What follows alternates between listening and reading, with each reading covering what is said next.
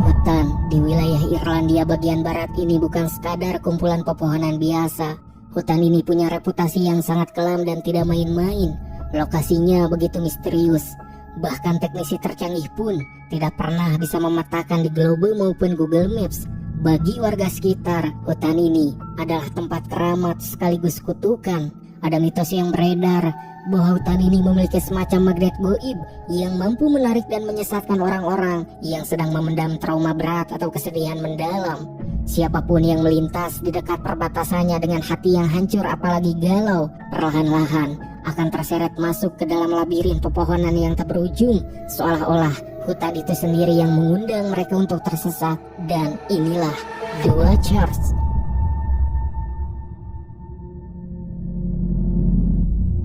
Cerita diawali dengan adegan seorang pria yang sedang berlari seperti orang gila. Pria tersebut bernama John. Dalam pelariannya, tampak John sangat ketakutan soal sesuatu yang buruk akan segera datang.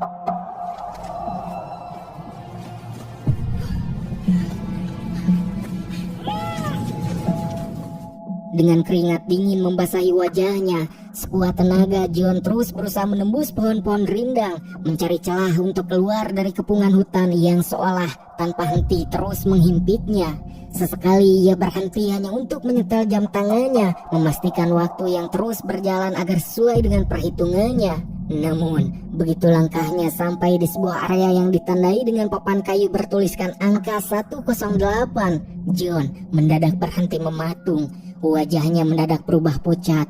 Ia menatap papan itu dengan tatapan tak percaya sekaligus putus asa, sebab ternyata usahanya selama 7 jam penuh untuk sampai di koordinat lain ternyata terbuang sia-sia, sebab John kini mengalami kasasaban kalau menurut istilah Sunda, kondisi di mana seseorang terus berputar-putar dan kembali ke titik yang sama meski merasa sudah berjalan selurus mungkin.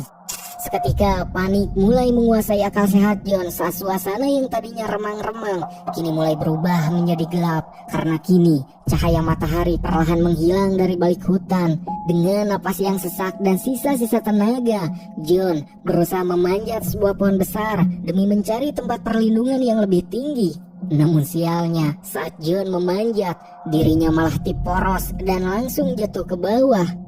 John yang kini terluka karena badannya misalah, sekuat tenaga berusaha bangkit untuk segera pergi dari tempatnya. Namun apa daya, belum sempat John menghela napasnya, sebuah makhluk yang sedari tadi John hindari langsung menyeretnya tanpa ampun ke sebuah lubang.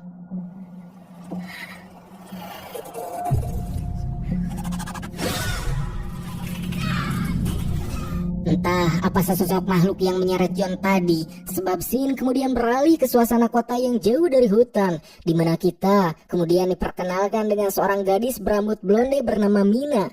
Mina ini bekerja sebagai pelayan di sebuah toko hewan, dan di tengah rutinitasnya yang tampak membosankan, Mina mendapatkan tugas khusus dari atasannya untuk mengantar seekor burung beo kuning ke sebuah lokasi yang sangat jauh dan terpelosok. Awalnya Mina ragu, namun karena sang atasan menjanjikan upah tambahan yang cukup menggiurkan, akhirnya Mina pun setuju untuk berangkat mengantarkan burung beo tersebut.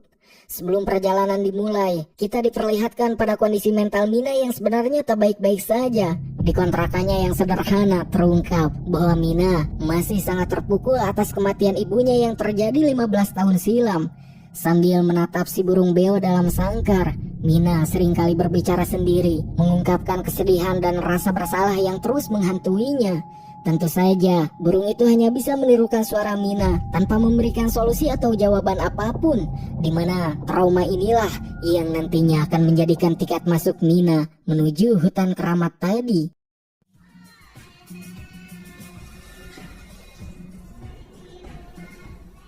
Keesokan harinya, perjalanan panjang pun akhirnya dimulai.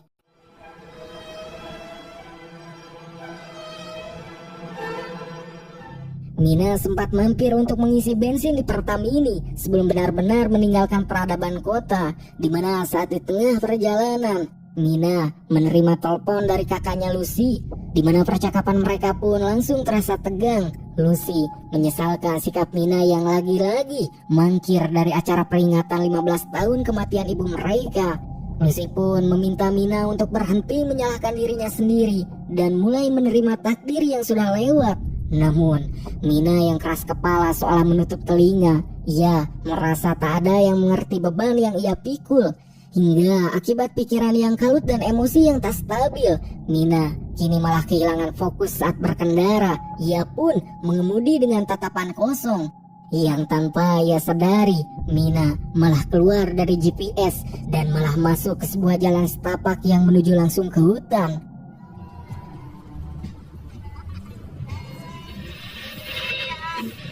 Saat tersadar, mobil inventaris yang ia kendarai mendadak mogok dan mesinnya mati total.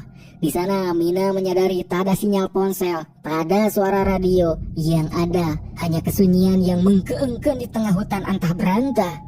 Saat keluar dari mobil untuk memeriksa keadaan, Mina dibuat heran karena ia merasa tiba-tiba sudah berada sangat jauh di dalam hutan. Ia pun menemukan sebuah pelang peringatan kuno bertuliskan titik tak bisa kembali, nomor 12. Bukannya kembali ke mobil, Mina yang merasa bingung malah nekat membawa sangkar burung beo itu masuk lebih dalam ke arah hutan, berharap menemukan pemukiman atau orang yang bisa menolongnya. Namun, keanehan segera terjadi. Begitu ia melangkah melewati pelang tersebut, ia berbalik untuk melihat mobilnya. Tapi, mobil dan jalan setapak tadi sudah lenyap seketika seolah-olah ditelan oleh bumi. Dan sekarang, Mina benar-benar terjebak tanpa mengerti apa yang sebenarnya terjadi. Di mana setelah berjam-jam berjalan tanpa arah hingga membuat kaki mulusnya lecet, tanpa terasa kegelapan pun mulai turun. Saat itulah Mina melihat sekelebat bayangan manusia di antara pepohonan. Yang tanpa pikir panjang karena rasa takutnya, ia pun mengejar bayangan tersebut, yang kemudian bertemu dengan seorang wanita paruh baya bernama Madeline yang tampak sangat waspada. Melihat adanya Mina juga suasana semakin poek. Madeline langsung menyuruh Mina untuk segera berlari masuk ke sebuah bangunan beton yang ada di depan mereka. Dengan wajah serius, Madeline memperingatkan bahwa jika Mina tetap di luar saat matahari benar-benar tenggelam, maka Mina hanya akan tinggal nama. Di mana bangunan itu disebut The Cap atau shelter, satu-satunya zona aman di seluruh hutan tersebut. Di dalam shelter yang sempit itu, Madeline memperkenalkan dua orang lain yang juga terjebak, yaitu Daniel, seorang pria muda yang tampak stres, dan Ciara, wanita yang terlihat sangat cemas. Tanpa banyak penjelasan, Mina yang masih syok langsung disuruh berdiri menghadap sebuah cermin dua arah yang sangat besar yang menempati salah satu sisi dinding bangunan, di mana Madeline menjelaskan aturan pertama yang harus ditaati saat malam tiba, yaitu mereka semua harus berdiri berjajar menghadap cermin tersebut. Tujuannya untuk memberikan hiburan bagi The Watcher, para penghuni hutan yang selalu datang saat malam. Hingga di momen tersebut, Mina hampir pingsan saat mendengar suara gemuruh dari arah luar. Seakan The Watcher yang disebutkan Madeline menyambut kehadirannya dari balik kaca.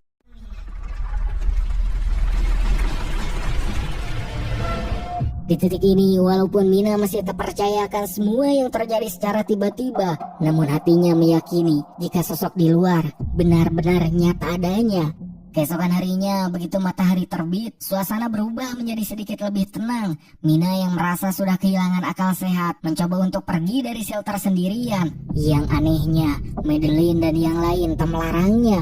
Bahkan mereka membiarkannya pergi, seolah mereka tahu usaha Mina hanya akan berakhir sia-sia. Yang benar saja, setelah berjalan seharian di tengah hutan, Mina malah tersesat dan hanya menemukan papan-papan peringatan, yaitu Point of No Return.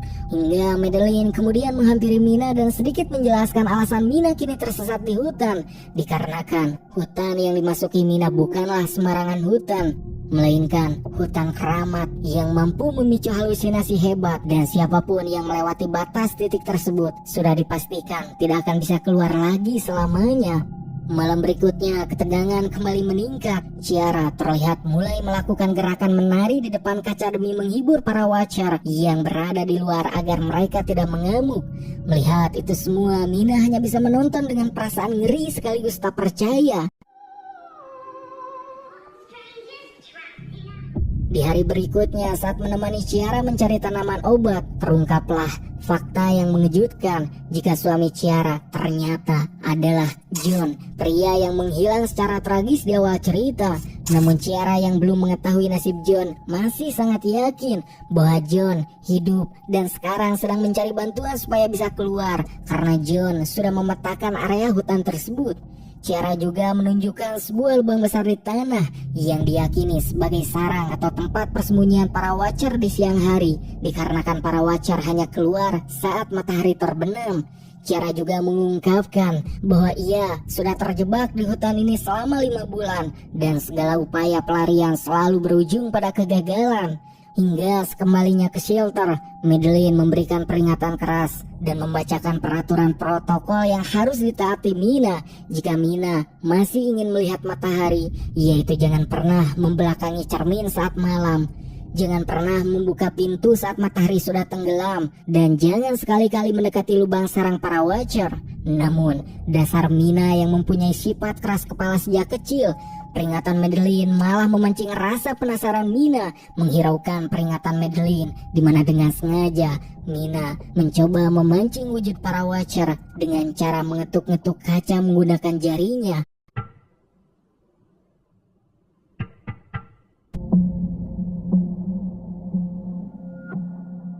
Tindakan Mina tersebut langsung direspon oleh para Watcher dengan cara menirukan ketukan Mina dengan cara menggedor-gedor kaca shelter secara keras dari luar. Keesokan harinya bukannya kapok, si Mina justru semakin penasaran. Ia kemudian mengajak Daniel untuk membantunya masuk ke dalam sarang Watcher saat siang hari guna membuktikan apakah ucapan Madeline itu nyata atau hanya taktik untuk menakut-nakuti mereka.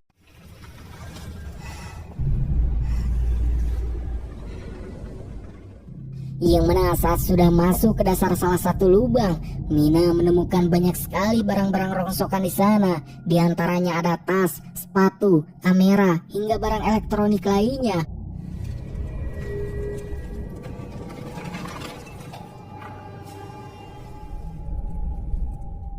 Untuk itu Mina pun mengambil barang yang dianggap berguna. Namun saat Mina sibuk menggeledah barang-barang tersebut, tiba-tiba suasana mendadak berubah, di mana dari balik kegelapan muncullah sebuah kokod. Melihat itu Mina berteriak kepada Daniel untuk segera menariknya.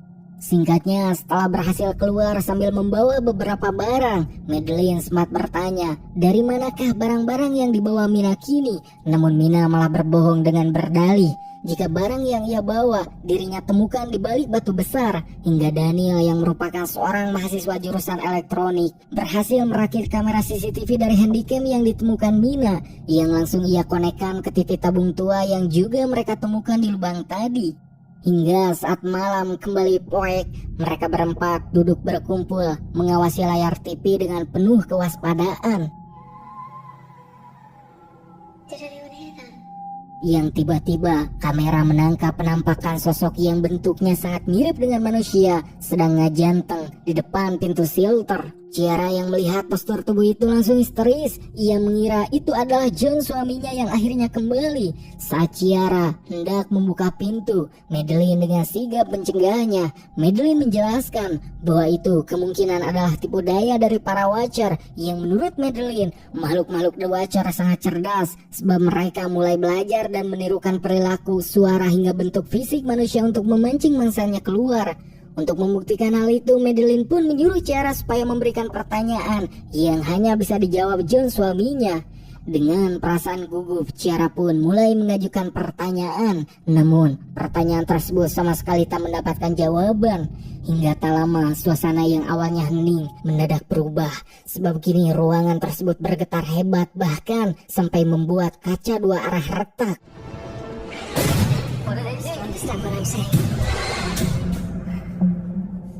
Merasa hal itu tak biasa, Madeline kemudian mendesak Mina untuk mengaku tentang barang-barang yang dibawa Mina. Hingga akhirnya Mina jujur bahwa barang-barang yang ia bawa berasal dari lubang para The Watcher. Menyadari tindakan bodoh Mina, Madeline pun dengan wajah serius memberikan peringatan keras jika situasi akan semakin memburuk. Terlebih lagi para Watcher sekarang sudah mencoba menyerang shelter secara terang-terangan.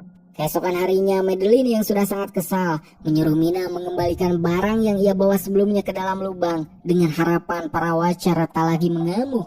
Di momen itulah kita diperlihatkan pada kilas balik trauma Mina, di mana dulu Mina adalah anak badung yang selalu melanggar aturan. Ia mengabaikan larangan ibunya untuk tidak melambaikan tangan keluar jendela mobil saat sedang melaju kencang. Tindakan konyolnya itu pun memicu gangguan fokus pada ibunya hingga terjadilah kecelakaan maut yang menewaskan ibunya. Dan sekali lagi, karena tindakan cerobohnya yang selalu tak menuruti omongan orang lain, hal itu kembali mengancam nyawa orang lain. Namun Mina yang tak mau kesalahannya kembali terulang, mulai menggunakan kemampuannya menggambar untuk melakukan pemetaan yang lebih akurat dan mempelajari pola pergerakan di hutan tersebut dengan harapan akan menemukan jalur keluar.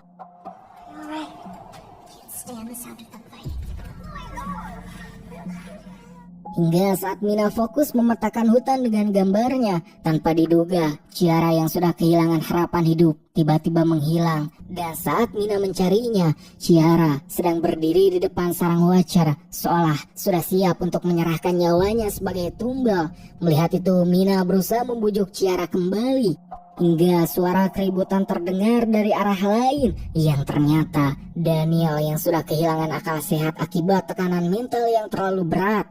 Melihat hal itu, Ciara langsung mengejar Daniel yang berlari ke arah shelter, sementara Mina mencoba membantu Madeline. Dan saat Mina juga Madeline mencoba masuk ke dalam shelter, ternyata pintunya sudah dikunci oleh Daniel dari dalam, yang membuat keduanya tak bisa masuk. Dimana karena hari mulai gelap, Mina dan Madeline pun terpaksa harus bersembunyi di bawah sebuah pohon tumbang yang sangat besar. Dan dari balik persembunyiannya yang hanya berjarak beberapa meter, mereka akhirnya melihat wujud asli Watcher. Makhluk-makhluk tersebut berukuran sangat besar, kurus dengan kaki dan tangan yang sangat panjang.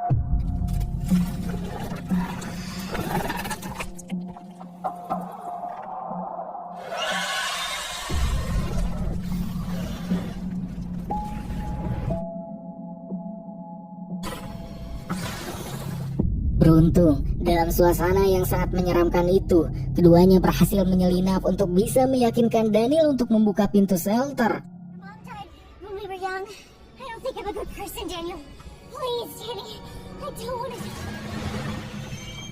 Keempatnya pun kemudian kembali menghadap kaca dua arah dengan harapan para Watcher tak lagi mengamuk.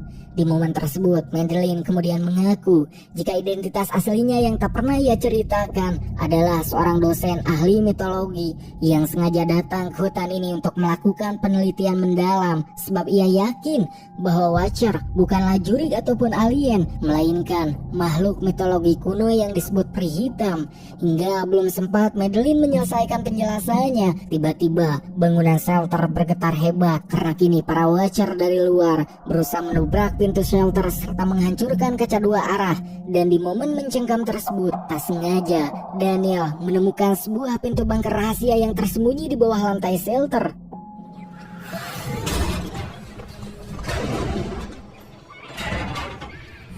Demi menyelamatkan diri, keempatnya akhirnya dengan terpaksa masuk ke dalam bunker rahasia tersebut. Di dalam bunker bawah tanah tersebut, mereka menemukan gudang persediaan makanan dan berbagai peralatan penelitian milik seorang profesor bernama Rory. Hingga Mina menemukan sebuah rekaman video penelitian Rory yang menunjukkan bahwa ia telah berhasil menemukan habitat asli makhluk-makhluk The Watcher. Profesor Rory bahkan sempat menangkap salah satu Watcher yang berwujud seorang gadis kecil untuk dijadikan subjek eksperimennya. Namun di video terakhirnya, suara Rory terdengar penuh penyesalan.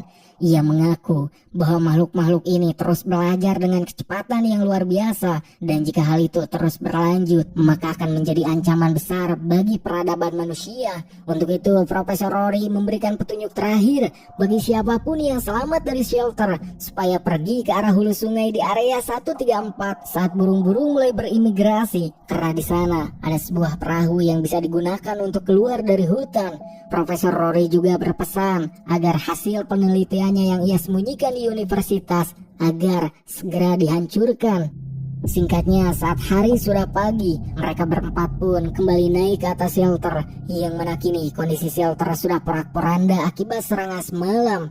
Melihat hal itu, mereka berempat bergegas melakukan perjalanan nekat menuju area 134 yang dikatakan oleh Profesor Rory.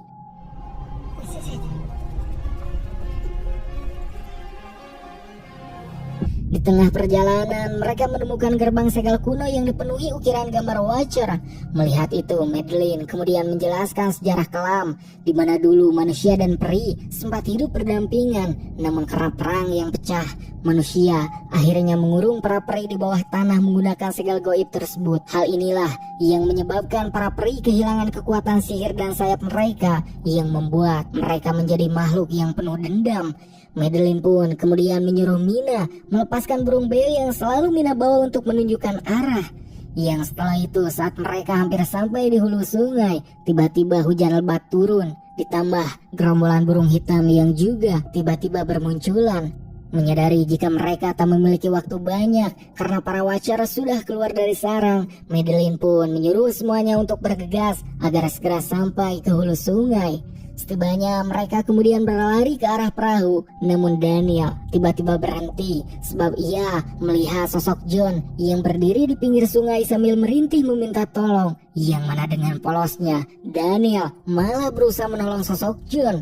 Melihat tindakan Daniel, Ciara berusaha menyadarkan Daniel bahwa itu hanyalah tipuan Watcher. Hingga tak lama dalam sekejap, sosok John yang sedang ditolong Daniel berubah menjadi makhluk mengerikan yang langsung mempateni Daniel di depan yang lainnya. Yang tak lama dari itu, Watcher yang mempateni Daniel kemudian berubah wujud meniru wajah Daniel.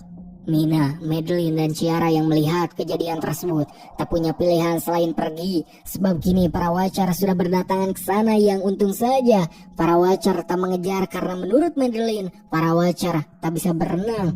Hingga pagi pun tiba, kini Mina dan yang lainnya pun terlihat sudah berhasil keluar dari hutan, dan kini ketiganya terlihat menumpang bus umum.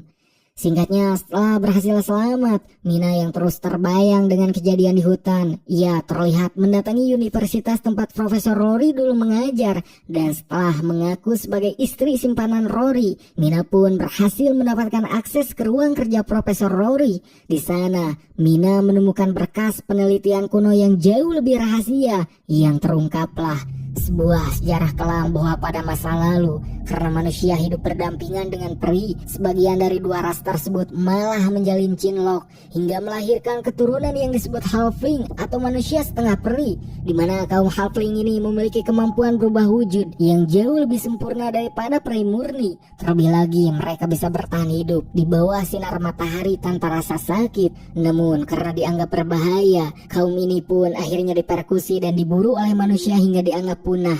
Di sana juga Mina menemukan fakta mencengangkan jika ternyata para Watcher yang takut cahaya adalah keturunan peri yang sudah bercampur darah binatang, sedangkan yang bisa menyamar dengan sempurna dan bisa hidup di siang hari adalah para halfling keturunan peri dan juga manusia. Kini kecurigaan Mina pun mulai mengarah pada identitas Madeline yang terasa janggal sejak awal. Hingga setelah melakukan investigasi kecil, Mina menemukan sebuah foto yang membuktikan bahwa Madeline yang asli sebenarnya sudah meninggal dunia pada tahun 2001 akibat penyakit kanker. Yang itu berarti Madeline yang bersamanya di hutan adalah seorang peniru yang disebut Halfling. Menyadari kenyataan itu, Mina segera memacu kendaraannya menuju rumah Ciara untuk memberikan peringatan. Hingga sampainya di sana, Mina pun kemudian memberitahukan Ciara mengenai semua kenyataan yang ia temukan, serta kesalahan besar karena telah mengeluarkan Madeline dari hutan yang mengurungnya. Hingga saat sedang menatap ke arah luar untuk memikirkan tujuan sebenarnya Madeline, tiba-tiba sebuah mobil kemudian datang, dan yang keluar dari mobil tersebut adalah Ciara. Melihat itu, Mina pun kemudian berbalik karena menyadari jika sosok Ciara yang sedari tadi berbicara dengannya adalah Madeline yang menyamar sebagai Ciara. Saat Ciara masuk, Mina pun langsung menyuruh Ciara untuk segera lari. Akan tetapi Madeline kemudian menghabak Ciara sampai Ciara tawala kaya. Merasa nyawanya terancam, Mina pun buru-buru berusaha pergi. Akan tetapi Madeline langsung menangkap Mina, juga mulai menyiksa Mina secara psikologis sambil berubah-ubah wujud menjadi Daniel, menjadi John, hingga meniru wajah Mina.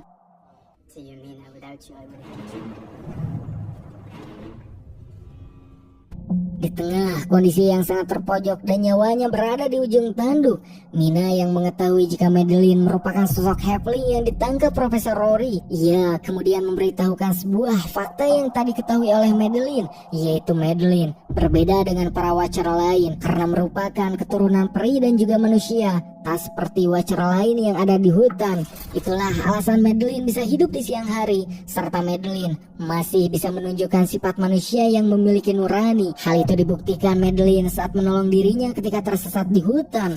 Dan kemungkinan besar ras Halfling seperti Madeline di dunia ini tak hanya Madeline saja. Mendengar ucapan Mina, Madeline yang tadinya ingin balas dendam malah ketrigger dengan ucapan Mina, sebab di dalam batinnya ia juga merasakan kebenaran dari ucapan Mina. Hingga akhirnya Madeline pun mengalami perubahan wujud yang sempurna, di mana sayapnya tumbuh secara perlahan, dan tak lama Madeline terbang menghilang ke langit malam, pergi mencari tempat di mana ia bisa diterima apa adanya. I hope you're right, Mina.